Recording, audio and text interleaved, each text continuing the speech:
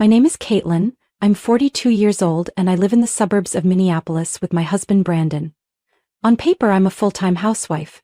What few people know is that behind that quiet facade, I'm the CEO of a medical equipment distribution company that brings in millions of dollars in revenue each year. My salary is around $145,000 a year, but Brandon has never had a clue. We met at a friend's gathering when I had just turned 30. Back then, Brandon was a warm, attentive man with a charming way of speaking. He noticed every little detail, like how I held my coffee cup with my left hand, or the way my eyes lit up when my favorite song was mentioned. I used to think, if I could spend my life with someone like that, it would be the greatest blessing. We got married after nearly a year of dating. At first, I truly believed I had chosen the right person, but that seemingly lasting happiness began to fade when Brandon started showing his true self. He began making excuses not to change jobs, even though his current salary barely covered basic expenses. When I gently offered suggestions, he brushed them off, sometimes even saying, "Don't try to make me live by your standards. I'm not your employee." I tried to talk him into it many times, even when my company had an opening in the administrative department, a role that only required basic communication skills and a professional attitude. The salary was more than double what Brandon was making. I even personally spoke to the head of HR to hold the position for him, but when I brought it up, Brandon frowned and said, "You think I'm so useless I need my wife to get me a job? Don't meddle in my business." I was stunned. I couldn't understand how someone who once said he loved me so deeply could now take sincere advice as an insult. His stubbornness baffled me. But even after being shut down, I kept trying to endure. I thought, as long as I made enough money to keep life stable, everything would work out.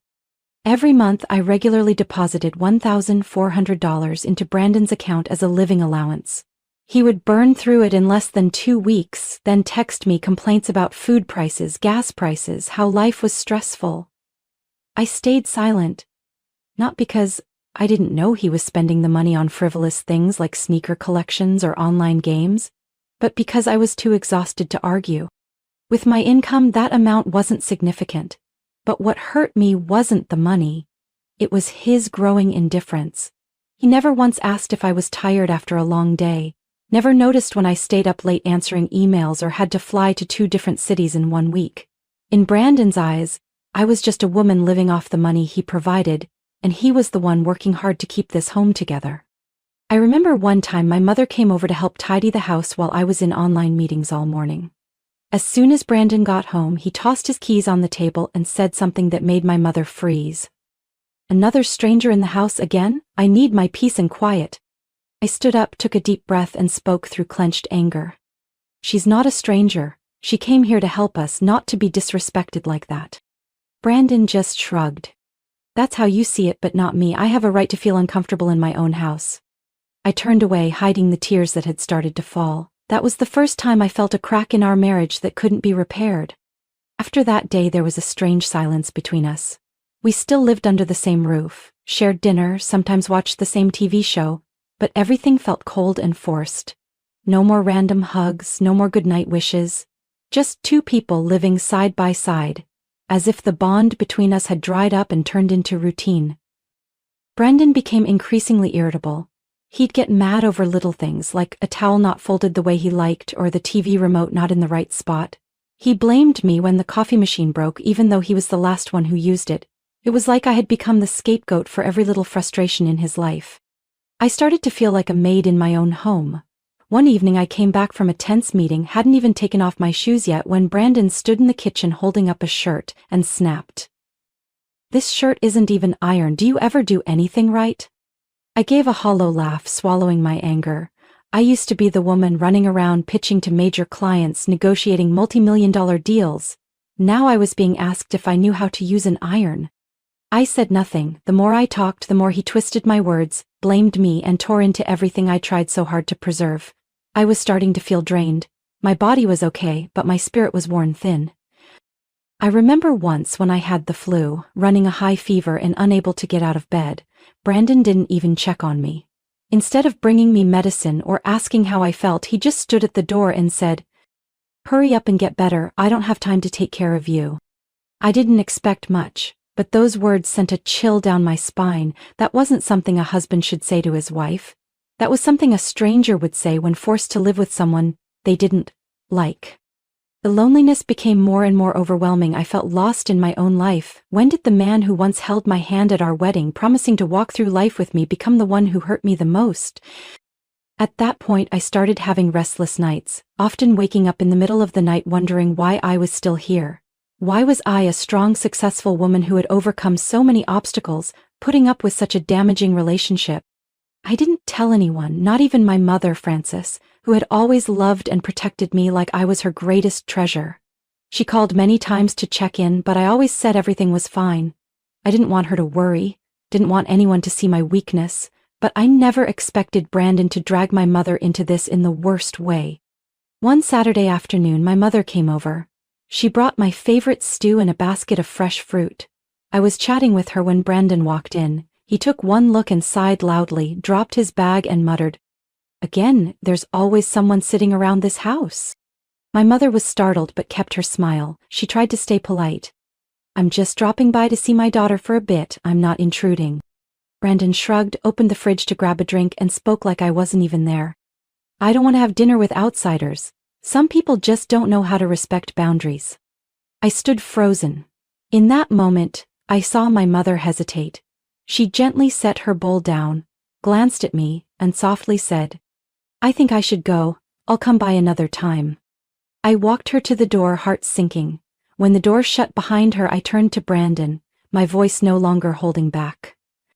"Do you realize how hurtful you're being?" He looked at me, unfazed. "I'm just being honest. If you can't handle that, that's your problem."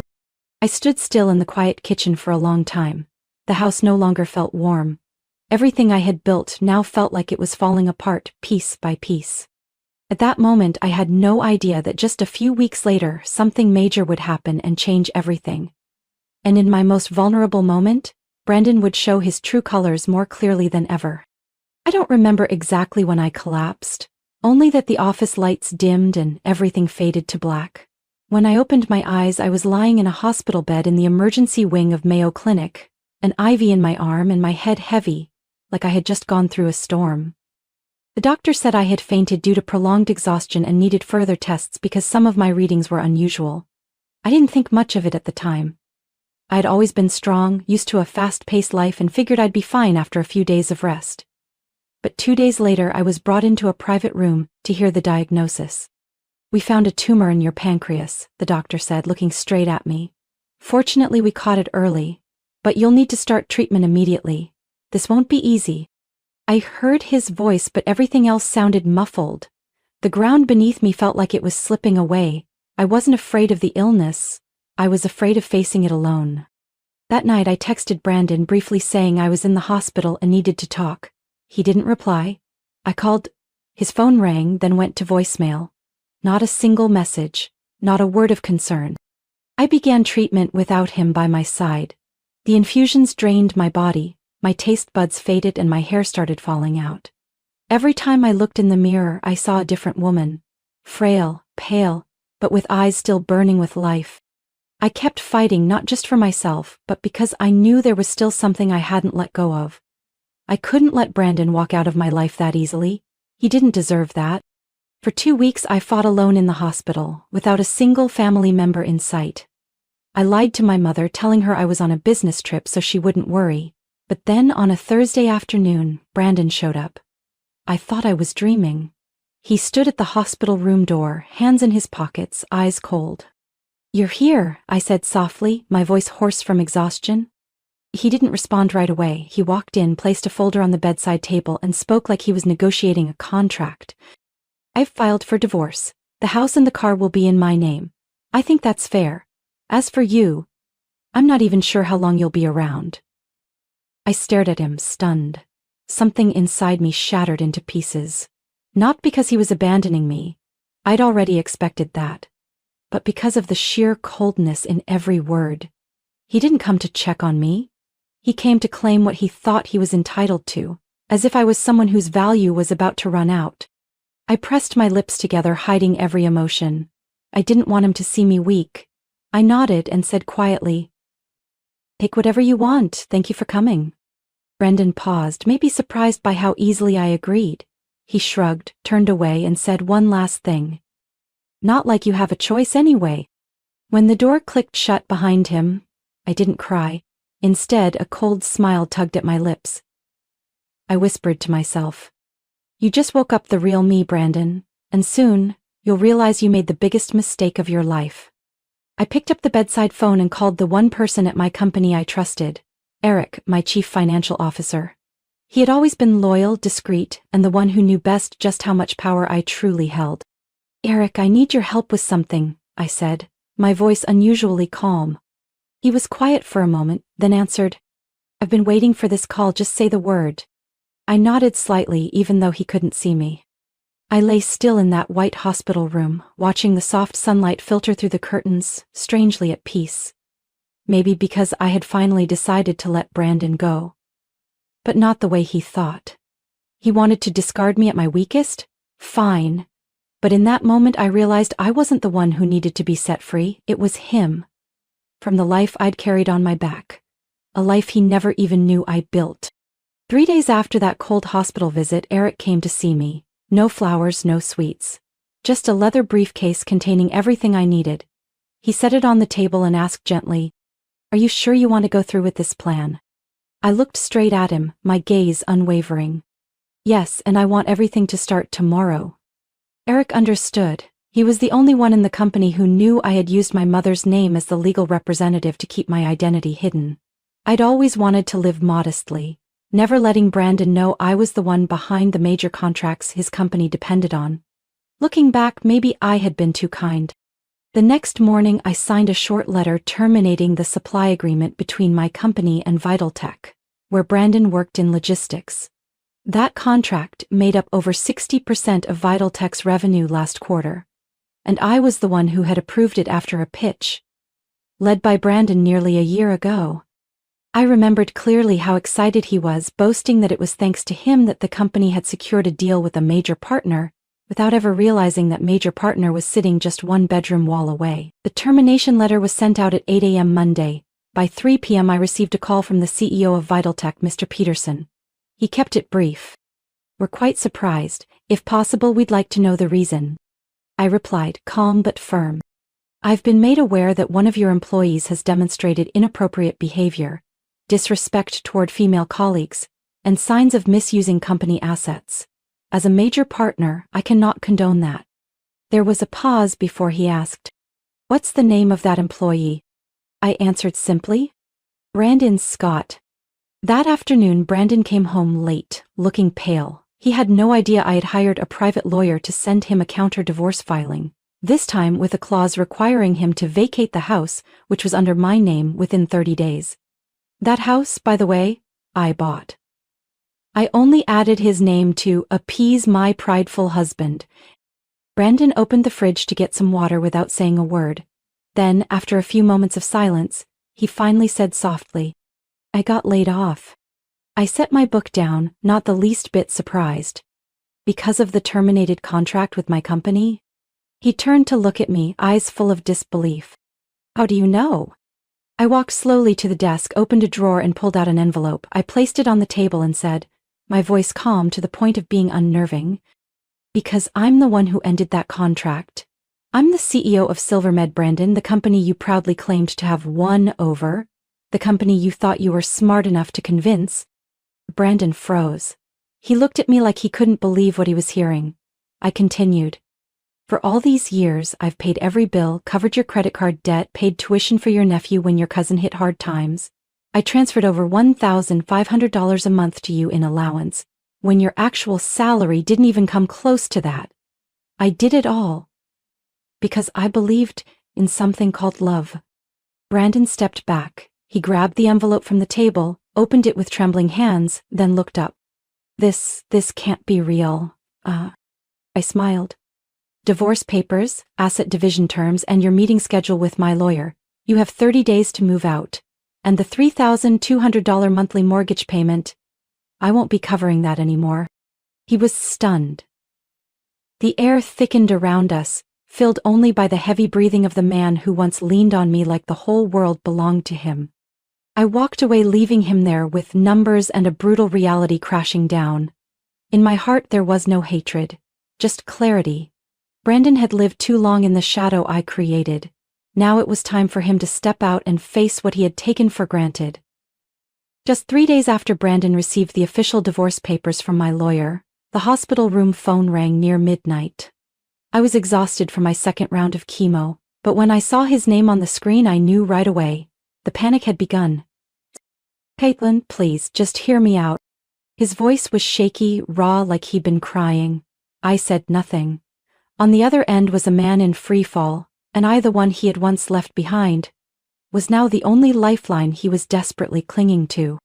"I was wrong, I was so wrong, I was stupid. I thought you were just some dependent woman, but now I know. You were the one holding everything together. You were the reason my life didn't fall apart." I put the phone on speaker, leaned back against my pillow and closed my eyes. Not because I was moved, but because I wanted to hear every desperate word. Something I had once wished for, back when I lay in a hospital bed battling illness alone. Brandon kept going, his voice rising with urgency. "I've lost everything. The house is about to be foreclosed because I can't make the payments. The company, they didn't just fire me, they put a formal warning in my file. No one else will hire me now. Caitlin, please, give me another chance." I opened my eyes, watching the soft glow of the nightlight. Calm and cold, I spoke. "A chance. You had a whole decade to respect me, to love, to share, to understand, and you chose not to? Now that everything you were used to is gone, now you realize my worth? Too late, Brandon. I know. You're angry, but we were happy once. Please remember those times. I'm begging you." I smiled faintly. "Brandon, do you remember the name Alyssa?" The other end of the line suddenly went silent. I could hear his breath catch. How did you find out about that?" I spoke, each word sharp as a blade. "The CEO of Vitaltech called to apologize and happened to mention they'd quietly investigated an internal complaint. Turns out you had a personal relationship with the new intern, Alyssa Morgan, 24 years old, daughter of the Chicago branch director. Should I go into detail about those late overtime nights?" Brandon started stammering. "No, it's not what you think. It wasn't like that." "You're right, it was worse than I thought." I hung up, not another word. Right after, I opened my contacts, hit block. I also emailed my lawyer requesting a no-contact clause during the divorce proceedings, and began preparing a civil suit for breach of marital duty. In the state of Minnesota, with proof of infidelity, the betrayed spouse can file for emotional damages, and I had plenty. The next morning, my lawyer Eliza Harper came to the hospital. She showed me a stack of screenshots from conversations between Brandon and Elisa. Flirtatious messages, hotel meetups, even selfies taken in the Vitaltech office, all time-stamped and geotagged. I wasn't shocked, I just felt relieved. Every suspicion I'd pushed aside now had a name. "I've sent a formal demand for $85,000 in damages," Eliza said. "He'll likely contest it, but with this evidence, the court will be on your side." I nodded, not because I needed the money, but because I needed my dignity placed where it belonged. A week later, I was discharged temporarily for at-home monitoring. During that time, Brandon tried to contact me through emails, social media, even showed up at my company's office. Not knowing security, had already been instructed not to let him anywhere near. Every attempt to win me back only confirmed one thing. Brandon didn't love me, he just didn't know how to live without me. I started rewriting my financial plans, this time with no more husband's living expenses category. I also approved Eric to hand over the COO role to a new hire so I could step back, slow down, and finally enjoy some peace.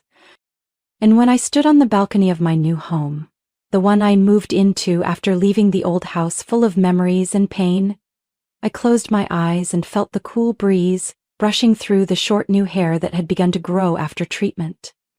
I didn't need a man to feel worthy.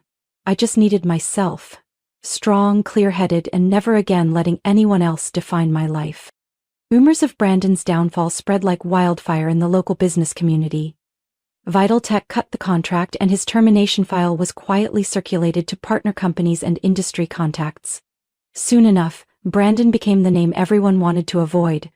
A logistics employee caught in a scandal, and facing legal consequences for breach of marital duty. With no home to return to, Brandon moved in temporarily with an old friend in a cheap apartment complex in Brooklyn Park. A few weeks later, I heard he sold the car he once proudly called his symbol of freedom. Part of the money went toward paying off credit card debt, the same cards he had used so freely to buy gaming gear and lavish meals. No one wanted to hire someone with a stain on their record and no practical skills. Eventually, he had to accept a job on the night shift at a delivery center, where the meager paycheck wasn't enough to cover monthly bills. Calls from collection agencies started piling up. His small apartment echoed with the sound of late-night phone rings. Not from loved ones, but from places chasing unpaid debts. As for Alyssa, the young woman who once laughed with Brandon after hours, she vanished from social media just days after the scandal broke. I didn't know what happened to her until Eliza, my lawyer, told me her family had agreed to settle part of the damages privately to avoid public litigation. Word had it her parents took her back to their farm in Iowa and cut all ties with her former life. For them, that was the only way to salvage the family's reputation. As for me, my final treatment ended on a crisp autumn morning, when the doctor looked at me and said, "Your test results show you're completely clear." I didn't say a word. I just smiled and gently squeezed his hand. It was the moment I felt reborn. I returned to work after 2 months of rest, but this time, I wasn't the same Caitlin who tried to balance career and marriage.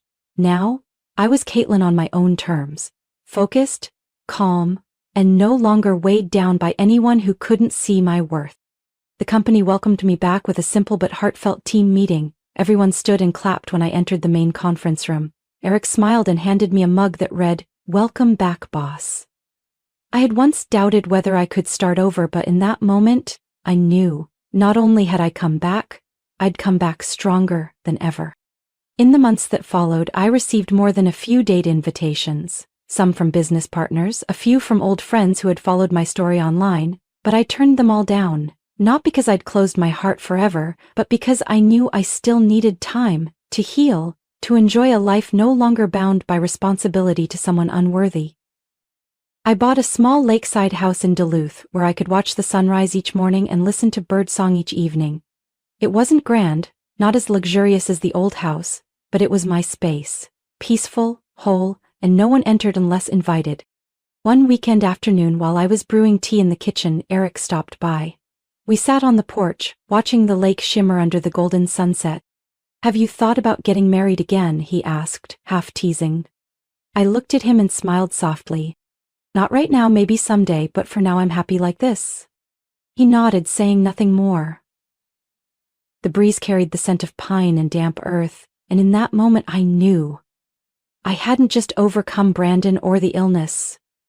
I had overcome the fear that once kept me silent too long. I took a sip of hot tea, thinking quietly to myself. In the end, I became the one who wrote the final chapter of my story. From my own journey, I've learned that resilience doesn't come from moments of strength, but from the times we rise after being pushed to our lowest. I once gave my heart to someone unworthy, once sacrificed in silence without recognition. But now, I live for myself, no longer trying to please anyone. True happiness began the moment I chose to put my self-respect above everything else. What do you think of Caitlin's journey and her decisive choice? Share your thoughts in the comments below, and don't forget to follow the channel for more powerful and heartfelt real-life stories about family. My name is Gabriella Miller. I'm 45 years old. 19 years ago, I was a girl from the suburbs of Iowa, carrying simple dreams into a marriage with the man I believed was the love of my life, Mason. He was 2 years older than me, a former college classmate who always knew how to make me laugh and feel loved, at least during the first few years. Back then, I had nothing but a bachelor's degree in education and a heart full of hope. We moved to a small town in Oregon where Mason got a job at a construction company, and I became a full-time homemaker. Not because I didn't want to work, but because Mason once held my hand and said, "I want you to stay home and take care of our home. I'll handle the rest." I believed him. I believed him enough to give up the teaching opportunity I had dreamed of since I was 15, just to build a family life I thought would make me happy. In the early years, Mason was a wonderful husband. He brought home flowers every weekend, often hugged me from behind while I was cooking and whispered sweet things like, "I'm so lucky to have you." I remember those autumn afternoons clearly, when we picked apples in the backyard, laughing and playing like two kids. But then, somehow, Mason's smile began to fade. He started coming home late, talked less, and the tenderness in his eyes disappeared. I used to tell myself it was just work stress, but after 5 years that change didn't feel temporary. It became a part of who he was. I remember once, dinner was late because the oven broke. Mason slammed his keys on the table and said coldly, "You can't even cook dinner? What do you do all day?" I stood frozen in the kitchen, still holding the burnt cake spatula. That sentence felt like a blow to the dignity I had clung to for years. From then on, the sarcasm and the disdainful looks became routine. He stopped asking if I was tired, stopped caring about the meals I worked hard to prepare. Mason began comparing me to other women, his beautiful, successful coworkers. "Why don't you learn something from other wives?" he once said during an argument, when I simply asked him to come home earlier for dinner. We never had children. I used to think it was a regret, but over time I began to see it as a blessing. I didn't want a child growing up in a home where love had been reduced to scraps. Every morning I woke up early to make breakfast, do laundry, clean every corner of the house. A 3-bedroom home, Mason said, was too big for a woman who doesn't earn a dime. I didn't respond. I had learned to stay silent because every time I spoke up, all I got was a cold stare and suffocating indifference. I used to think if I tried hard enough he would become the man he used to be. But the harder I tried, the smaller I felt in the very home I worked so hard to build. I lived like a shadow in our marriage, always asking myself where I went wrong. Was it because I didn't make money? Or because I was no longer the young woman he married? Then one day while I was scrubbing the floors, Mason walked past me without a glance and muttered, "If you can't do anything else, at least clean the floor properly." I gripped the mop handle tightly, my chest tightening. I didn't cry, I didn't react, but something in me shifted. A tiny seed of awareness began to grow. And I knew one day that seed would grow into a decision Mason would never see coming. After that moment, I began observing him more closely. I stopped quietly enduring. Instead of worrying about pleasing a man who had become distant, I silently took note of every little sign. The way he smiled at his phone. The nights he claimed he had to work late but came home smelling of unfamiliar cologne. And the unexplained charges on our bank statements. Mason used to be ambitious, at least in the early years. He worked for a small construction company in Eugene, Oregon, where we lived, and often bragged about becoming a manager within a few years. But that promise stayed a promise. After 5 years, Mason quit because he didn't fit the company culture. Then, a year later, he quit again because his boss was too old-fashioned.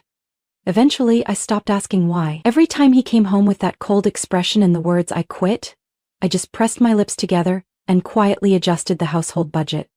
There was a time we had to sell our old car to pay off credit card debt. I started cutting back on meals, replacing steak with lentil soup and toast, trying to make sure Mason didn't feel the pressure. I even tutored neighborhood kids in the evenings to make a little extra money, but it was never enough to cover the months he was out of work. He never asked if I was tired, never knew that I sometimes slept on the sofa because I didn't have the strength to climb the stairs.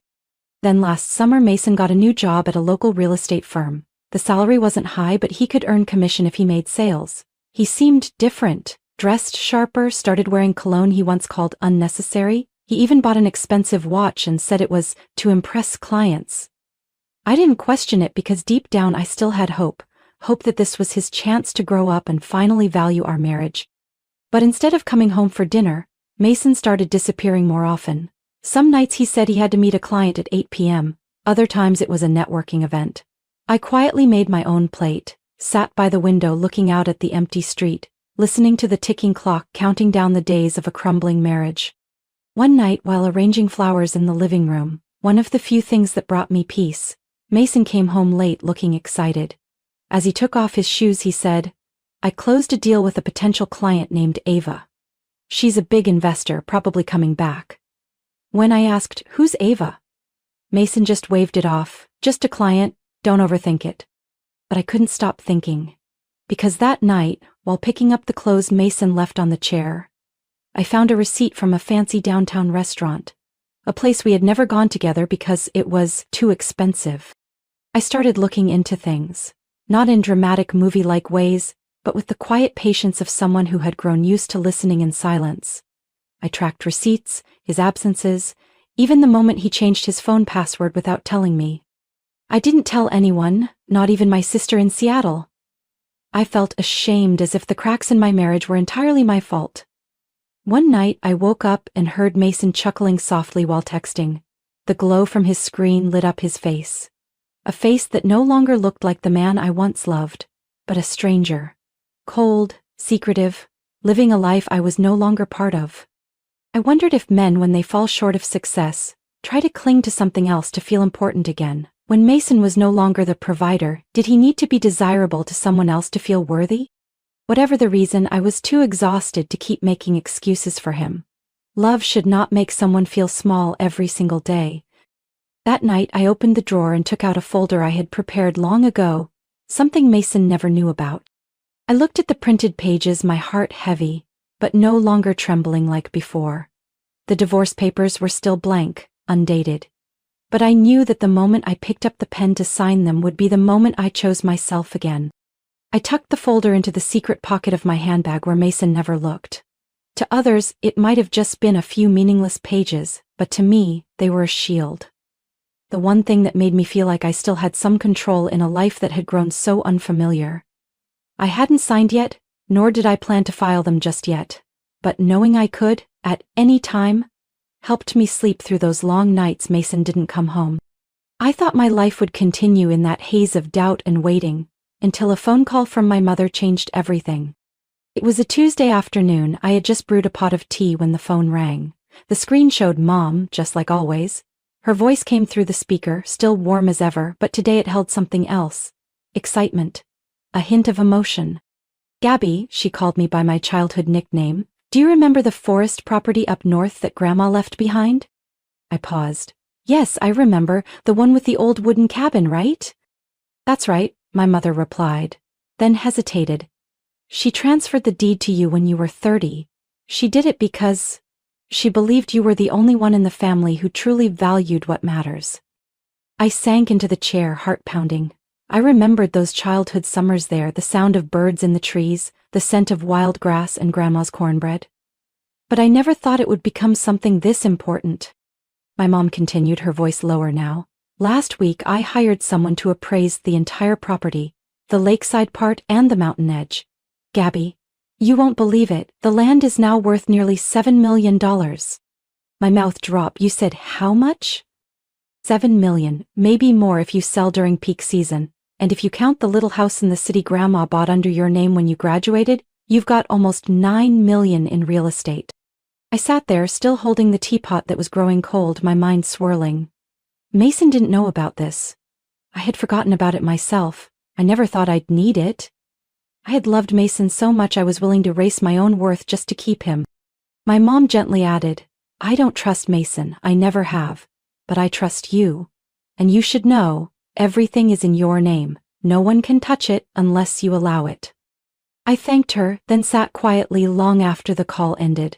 Her words echoed in my mind like a wake-up bell.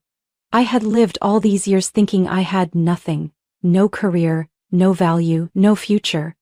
But it turns out I had everything. And I had simply forgotten myself.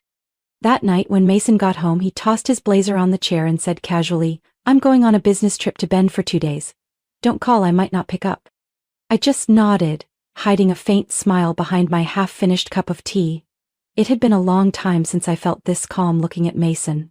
I no longer trembled when he acted irritated, no longer felt empty when he left without a kind word. After he went upstairs, I opened my laptop and began researching Oregon divorce laws, asset valuations, and top attorneys in the area. I wasn't going to tell Mason just yet, but step by step I had started preparing. I also called an old friend, Amelia, a family law attorney I went to college with. We hadn't stayed in close touch, but she had always been genuine. After listening to everything, Amelia paused for a moment, then said softly, "Gabby, if you need someone to represent you, I'm here. And don't feel guilty for protecting yourself." I thanked her, gently closed the laptop. Outside the window, a light rain had started. The drops tapped against the glass like the rhythm of a new hope. I knew Mason still believed I could never leave him, that I'd always be the woman who depended on her husband. But he didn't know that now, I had everything I needed to start over.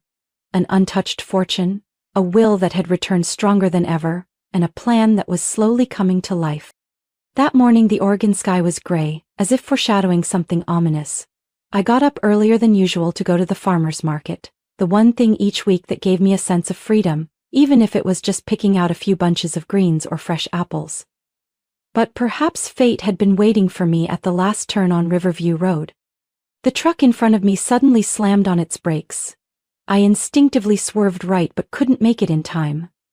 The sound of metal crashing rang out sharply, and everything around me turned upside down. I don't remember much after that, only that I woke up under cold white lights, surrounded by the sharp scent of antiseptics in a hospital room. "I'm Dr. Renner," said a calm-voiced middle-aged man as I slowly opened my eyes. "Ms. Gabriella, you have fractured ribs and a neck sprain. Fortunately, there's no brain trauma, but you'll need to stay in the hospital for at least a week for observation."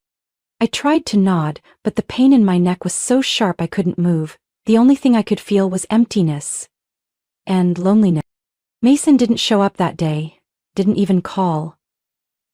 I lay still in bed listening to the sounds of carts rolling, nurses speaking over intercoms, and waited.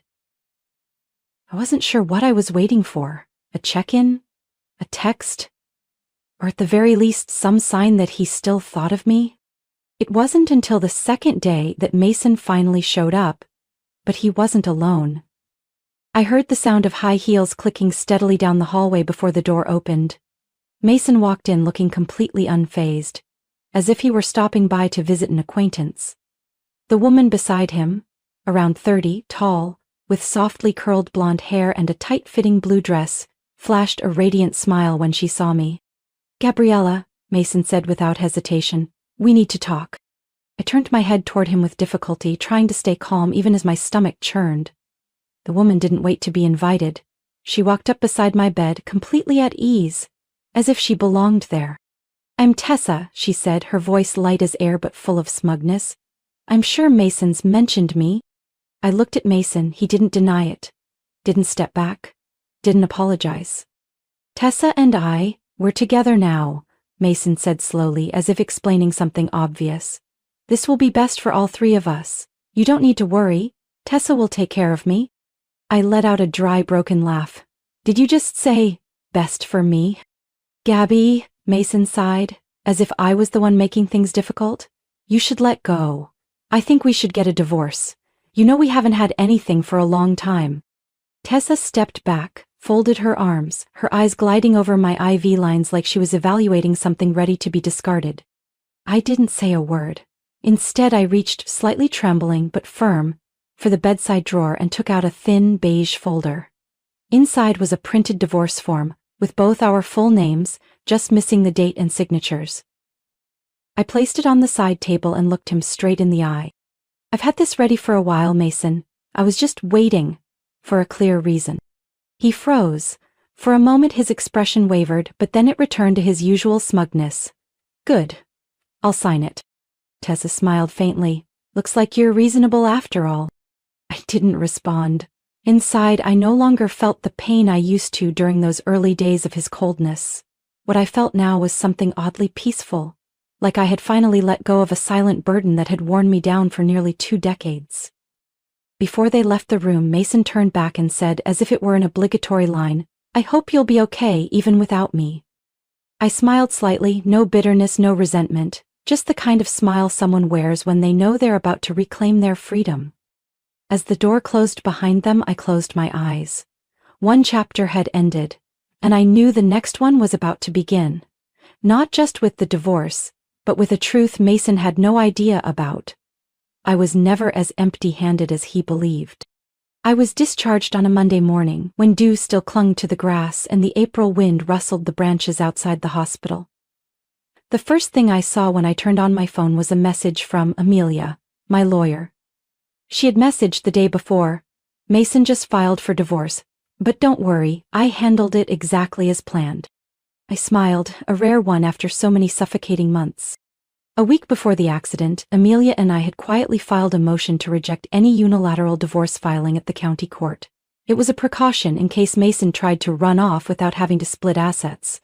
At the time, I wasn't sure if I'd need it, but now, it turns out my instincts had never been wrong. At 3 p.m. my phone wouldn't stop ringing. I saw the caller ID, Mason, and waited until the 5th call to answer. "Gabby, where are you? Why was the divorce filing denied?" he barked.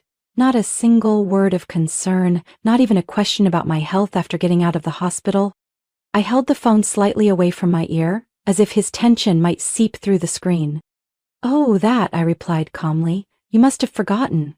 Every time we argued in the past, you always threatened divorce. I just wanted to make sure that if you ever actually filed, I'd be ready." "Ready for what? Are you kidding me?" Mason nearly shouted.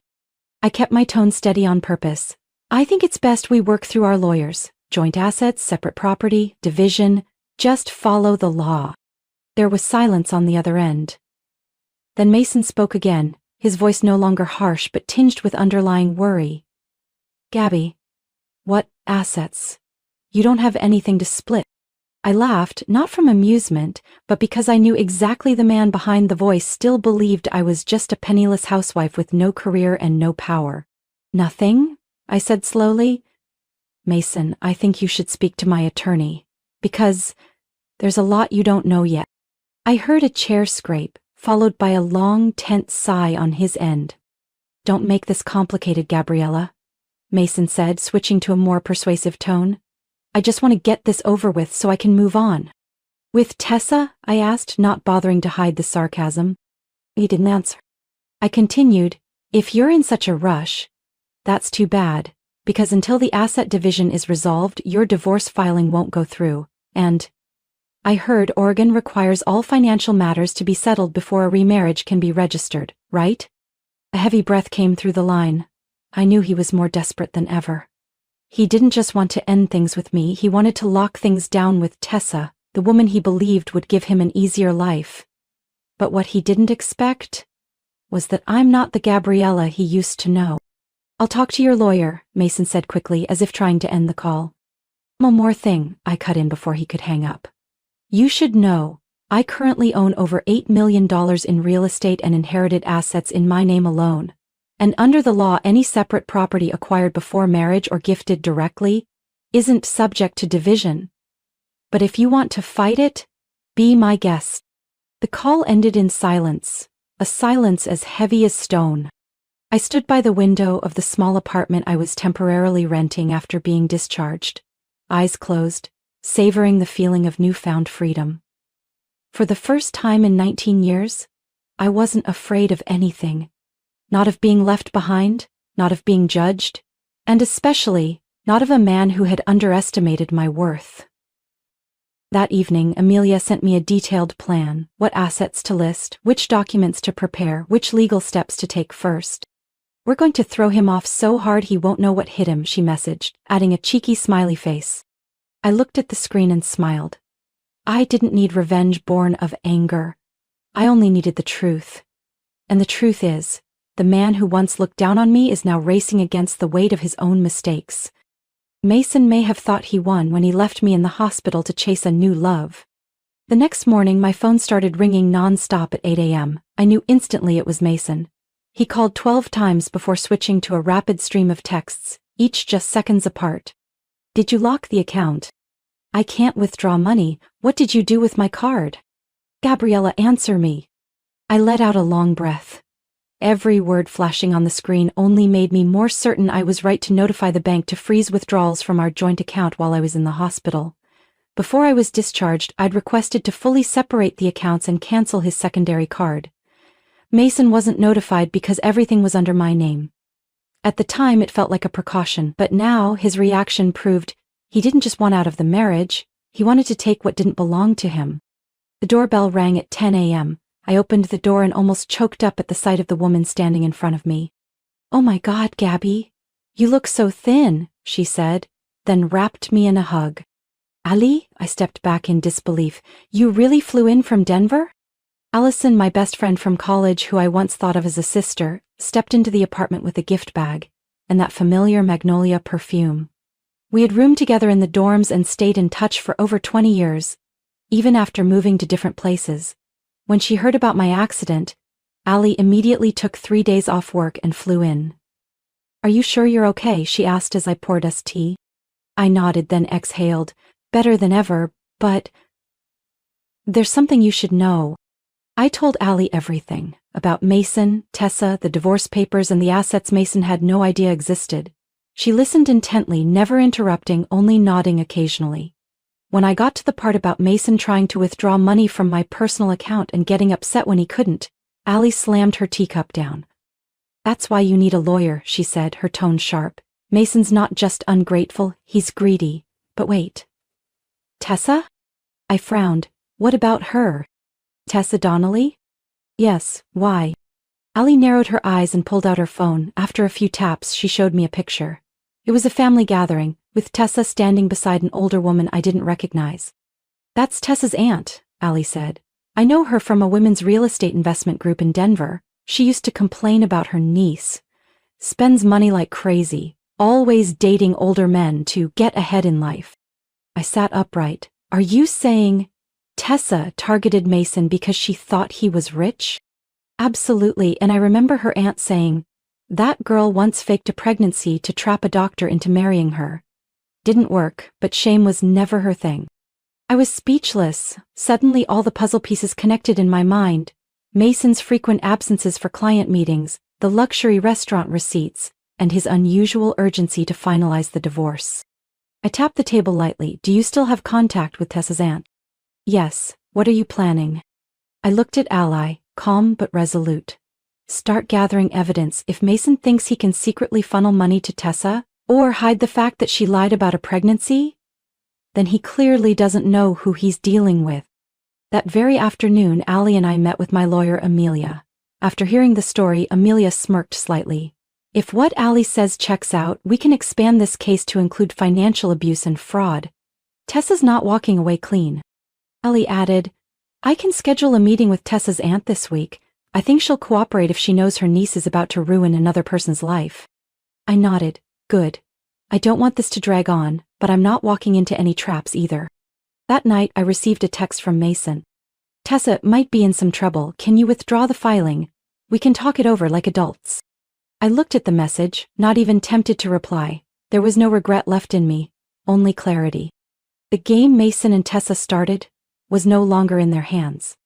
The meeting took place on a Friday morning at a private restaurant on the top floor of a boutique hotel in Portland. I had asked Amelia to choose the location for its privacy and formal atmosphere, the kind of setting I knew would keep Mason and Tessa from acting out. When I entered the private meeting room, they were already seated across from each other at a long oak table. Tessa was just as made up as ever, but there was a flicker of worry in her eyes this time. Mason avoided looking at me, nervously fiddling with his water glass. Amelia sat next to me, set down her briefcase, and looked directly at them. "Thank you for coming. Today we're here to discuss the terms of the asset division and issues arising from the divorce process between my client Gabriella Miller and Mr. Mason Miller." Tessa scoffed and leaned toward Mason, whispering, "I thought you said this would be easy." I tilted my head and offered a polite smile. "It will be easy. We're starting with the truth." As soon as I finished speaking, the door opened again.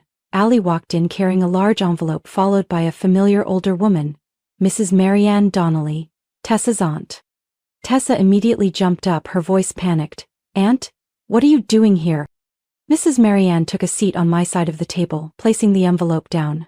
"You know exactly what you've done. But if you're going to turn someone else's life into your personal profit scheme, I can't stay silent anymore." I nodded in gratitude, then signaled Amelia. She opened the envelope and pulled out a series of high-resolution photos. Tessa entering a hotel hand in hand with another man, not Mason.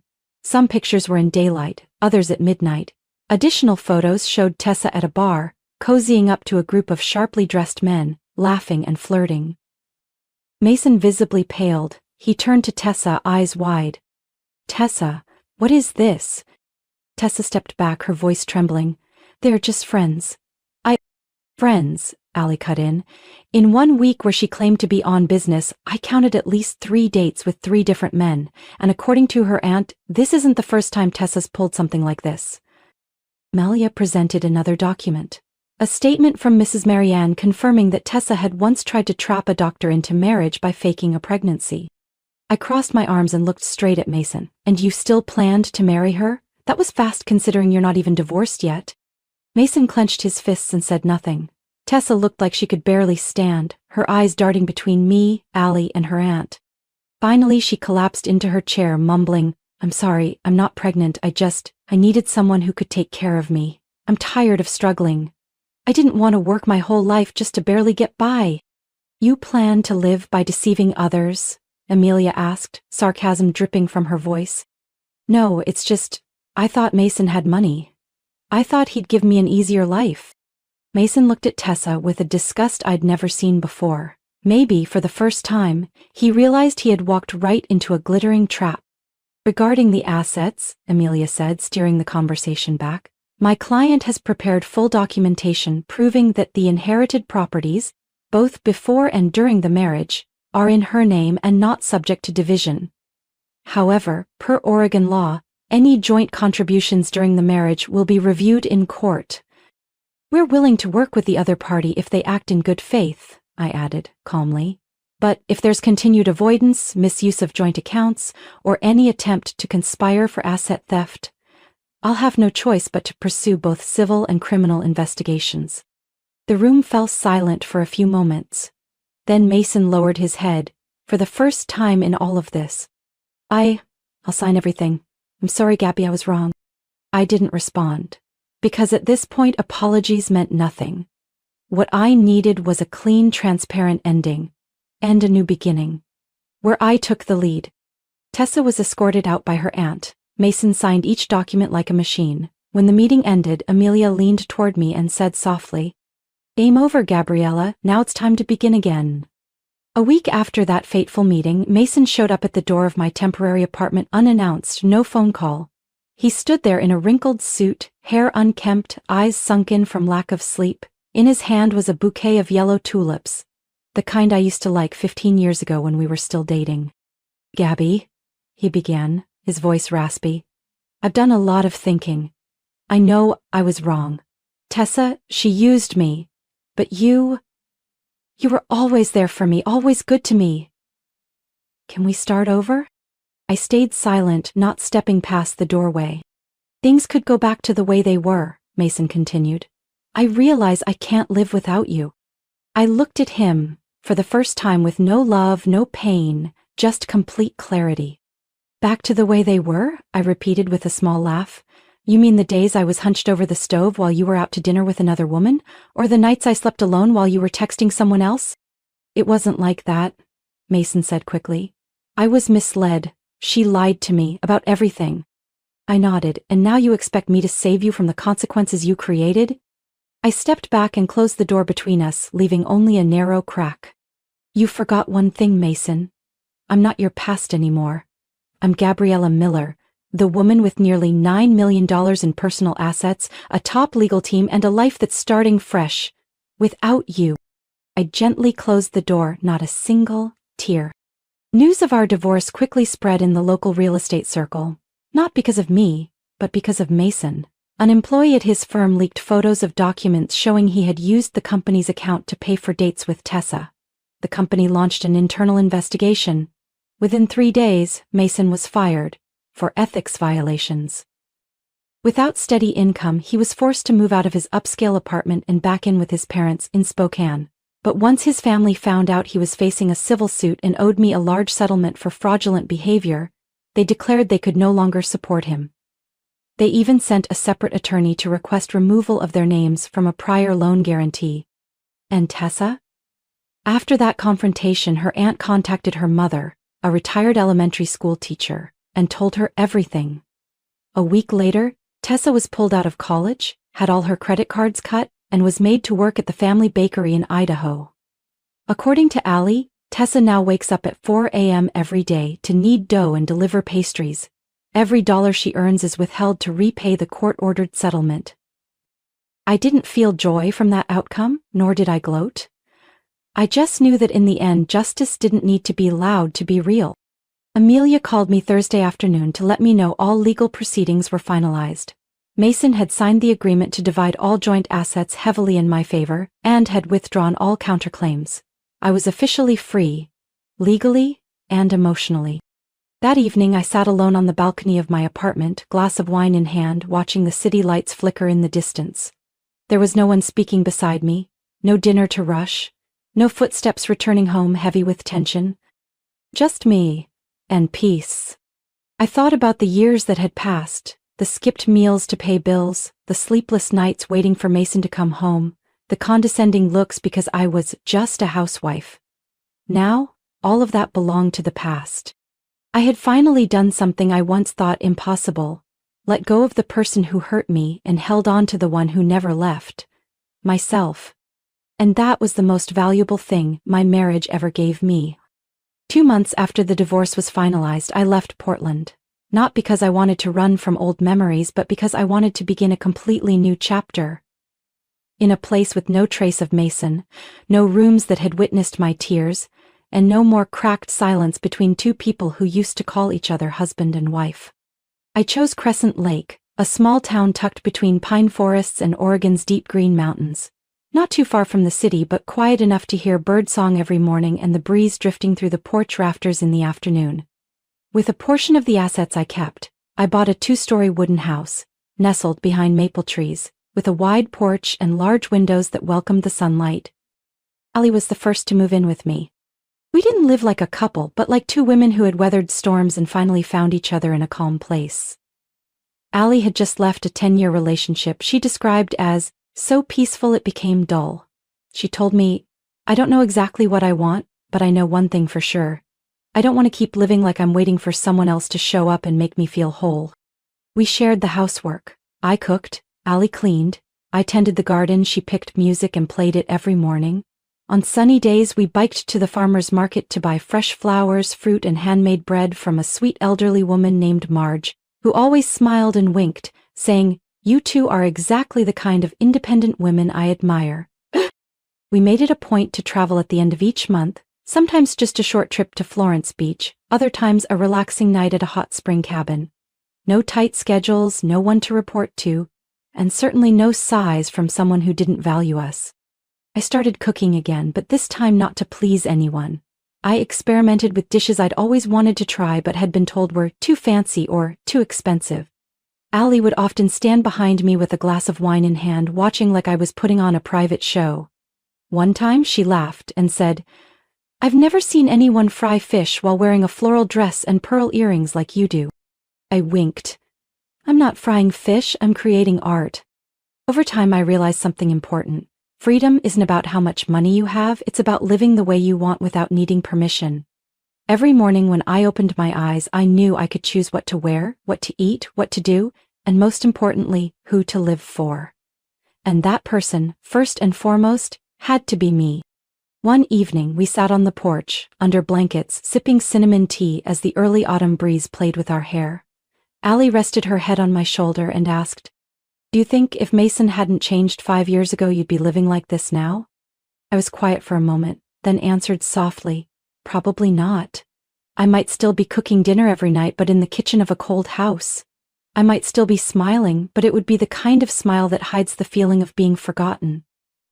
Allie took my hand and gave it a gentle squeeze. "Then maybe losing something is the best way to find yourself." I nodded. I used to fear being alone, used to think that without a man beside me, a woman somehow lacked value. But it turns out, it was in the quiet moments by myself that I heard my inner voice the clearest. We decided to plant a flower garden in the backyard and build a wooden bookshelf for the little reading room by the window. I also began writing a blog, sharing recipes and my journey of starting over, not for fame, but to tell other women that it's never too late to change course. One October afternoon, with sunlight streaming through the pine trees and painting everything in soft gold, I sat at my desk, writing the final lines of a blog post titled, "Alone, but not lonely." I looked up and out the window where Allie was watering lavender. She turned, lifted her arm to wave at me, her smile as bright as the sunshine. And in that moment, I knew I had truly found home. Not a location, but a feeling. Peace, wholeness, and being completely myself. From my own story, I realized that freedom and happiness don't come from holding on to a person or a marriage that's already crumbled, but from having the courage to walk away, even if it means walking alone. I once believed that being a devoted wife was enough, but the truth is, a woman's worth doesn't lie in sacrifice, it lies in self-respect and the ability to take charge of her own life. Now I live lighter than ever, needing no one's permission to simply be me. What do you think of Gabriella's journey? Have you experienced something similar? Share your thoughts below and don't forget to follow the channel for more meaningful stories about life and family relationships.